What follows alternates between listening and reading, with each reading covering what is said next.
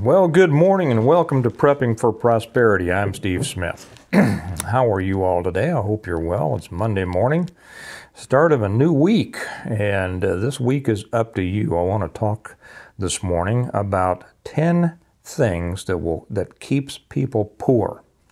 Now, I could probably, and this is kind of as a result of some questions that I got from Patreon members. The thing over on Patreon is that people send me messages, ask me questions, and I know people like, top 5 things, top 10 things, and I'm not making fun of that, because I think it does tend to kind of keep you centered.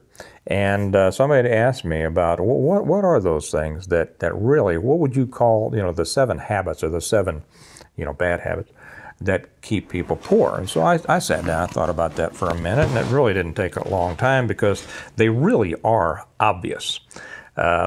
Maybe you'll see some of these in yourself. If you do, the more you see in yourself, the more you're going to be able to see how they have negatively affected you and your attempts to progress. And if you don't see many, congratulations, good for you. Send this to a friend who you see some of this in. You'll help them a lot. Before we get into that, I just put up several things over on the Patreon channel for those who are members with us over there. A couple of things on, don't worry about all the fear that you hear about the de-dollarization of the world. These things are put out there to scare you. It doesn't mean that there aren't challenges out there. But, the world economic situation, the financials, are driven by powers that are so complex that, just these people who are trying to tell you everything's going to fall apart, okay, things are going to get bad. But don't worry about those things you don't need to worry about. Worry about the things you can, or I should say, apply yourself. I don't believe in worrying. Apply yourself to those things over which you do have control, rather than worrying about those things over which you don't. Okay. The other thing that I put up over there, and I'll explain this for those of you who are on Patreon with us. You get to see extra stuff. If you're not, I would highly suggest you join us over there. The link is down below. It's $5 a month, and I make sure that it's the best $5 investment you'll ever make in yourself. And the one that I just got done putting up over there is about gold. It's about what a horrible investment gold is, and also what a horrible hedge against inflation gold is. You've probably heard people talk about gold. I'm not going to talk much about it here, because I went into it in detail over there. I'll just give you a couple of hints here. If something is that good and that valuable, they don't have to advertise it. Okay? I talk about the history of gold. I talk about why gold isn't money. And right now somebody is going to be pounding on their, gold has always been money, Steve. No, it hasn't. Gold is a commodity. Its value, it has no intrinsic, it has no intrinsic value.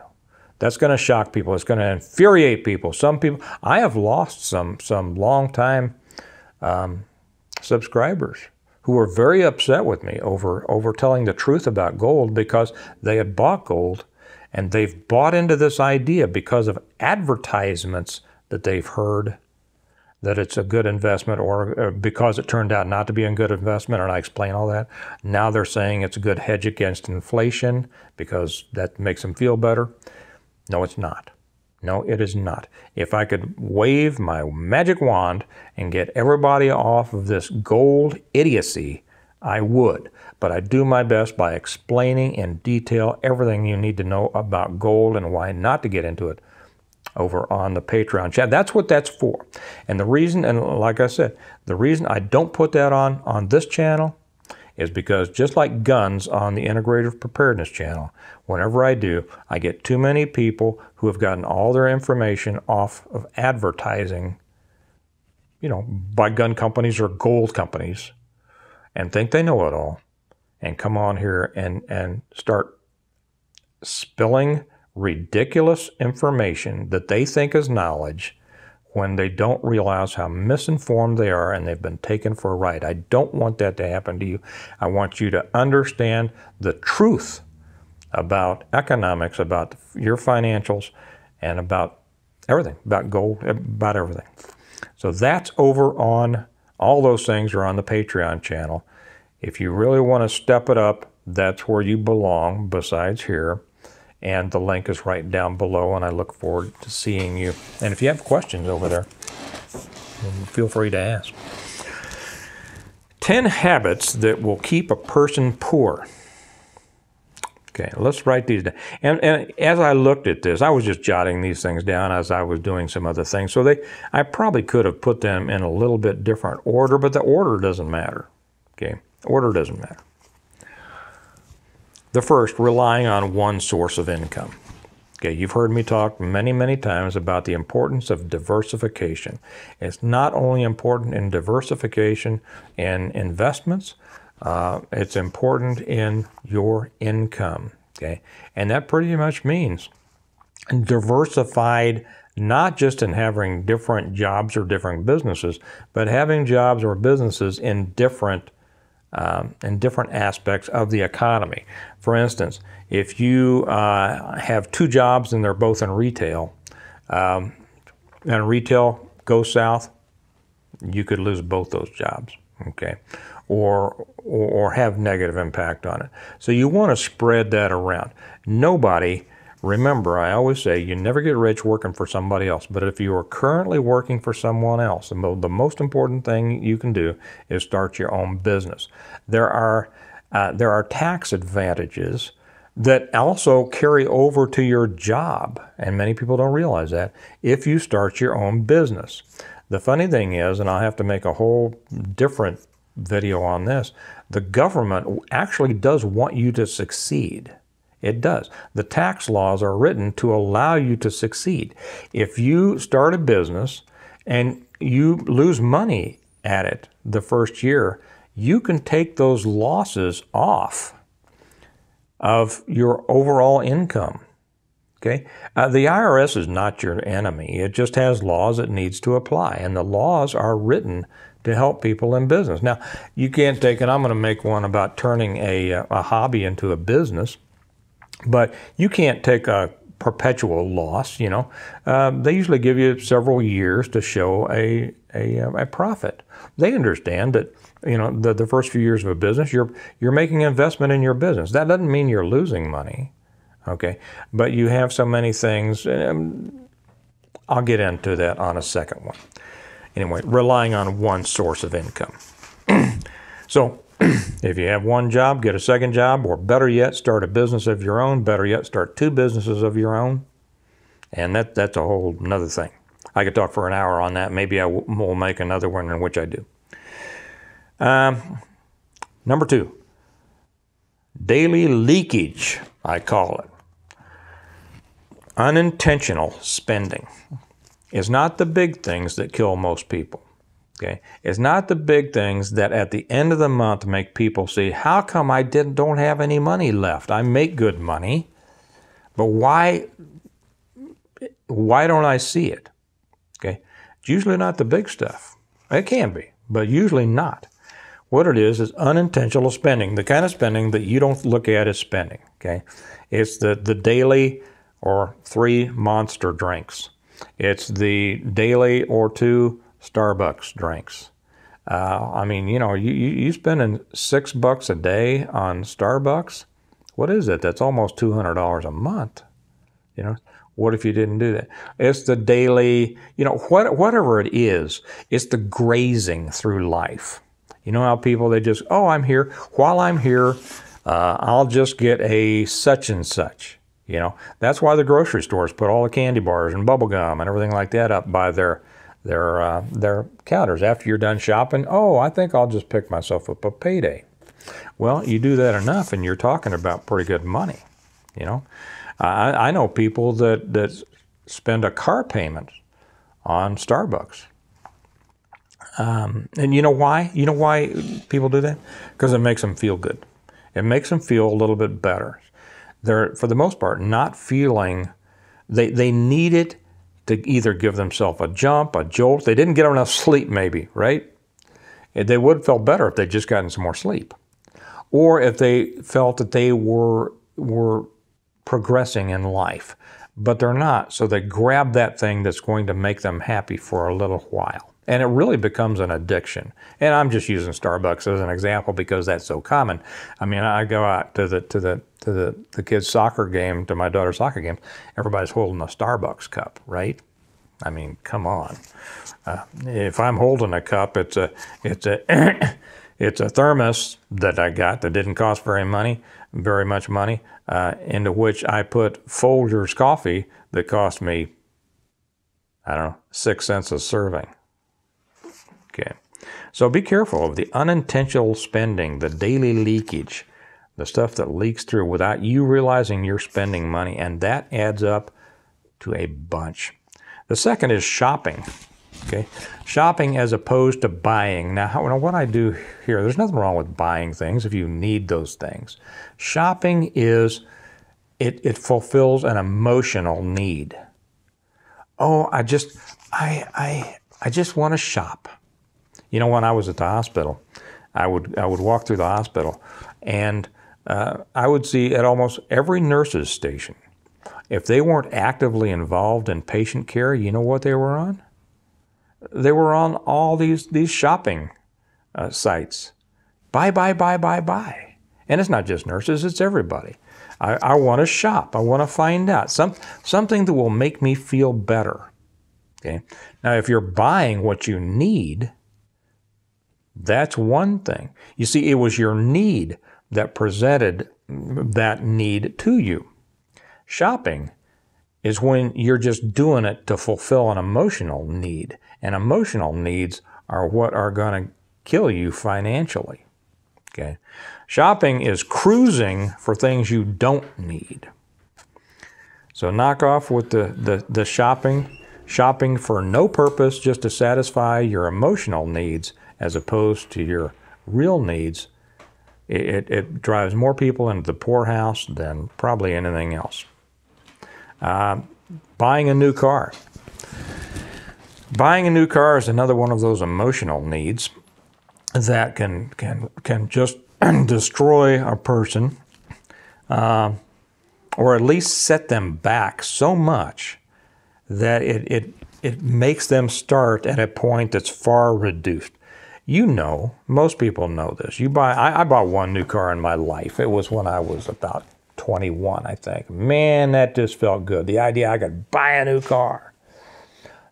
The only person who should be buying a new car is a person with so much money they don't have any idea how they can spend it all. You know that when you drive a new vehicle off the lot, it immediately loses 20% of its value. That's not a smart move. Okay?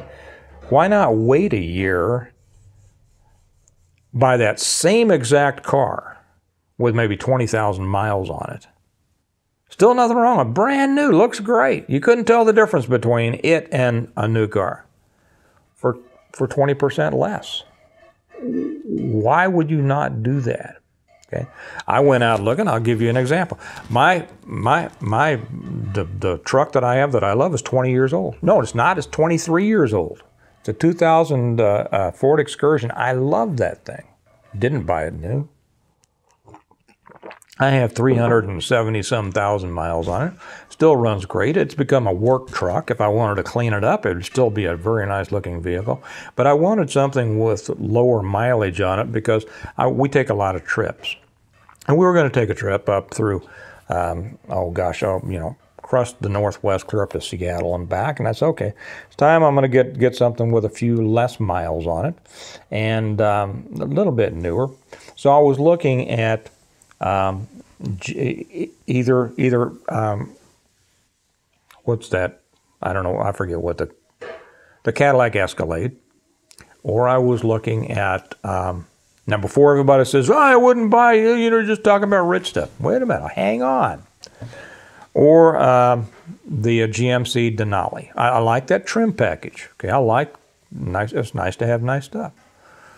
You know what new ones were running? You know, $85,000, $90,000. Do you think I bought a new one? Heck no, I didn't. I started looking back in the body style that I liked. It went back to about 2015. Now, when we got back to 2015, they were still running in the 30s. I said, I don't want to pay that much for a vehicle. Why would I want to pay that much for a vehicle? Because there's so much else that you can use your money for. So I started looking a little bit older than that. I got down to, it wasn't necessarily the body style that I particularly liked, but the inside was in the 2013s, 14s, was the same, indistinguishable pretty much. I mean, and if it matters that much to you, take a look and see, you know, what really makes you happy and is that important. So I started looking, I said, okay, now we're down in the high 20s, mid 20s, you know, that's better, that's better. Well, I kept looking. Kelly found a 2013 black Denali, which is exactly what I was looking for, about 250 miles from here. $15,000. I said, this can't be worth anything, but let's take a drive anyway. We went down there and we ran into the nicest guy selling this vehicle. It was a small car lot in Lynn, Missouri. And I said, I think it was $15,990 or something like that, and we drove it, and I loved it. I mean, it was just beautiful. And we messed around with him. He didn't mess around. I mean, you know, I said, hey, would you take $15,500? And he said, I'd take $15,750. You know how it is, you know, all in good fun. I said, okay, I'll take it. I tell you what, I'll go up to my bank. I'll take all this information up there. I ought to be able to bring you a check or have them mail you or wire you the money tomorrow, and then I'll come back and get it once everything's gone through. He says, heck with that. He said, just, you know, take it. He wrote me up. He signed the bill of sale. He signed the title over to me. He signed the bill of sale over to me, paid in full, put a temporary tag on it, and said, here, send me the check when you get home. So I did.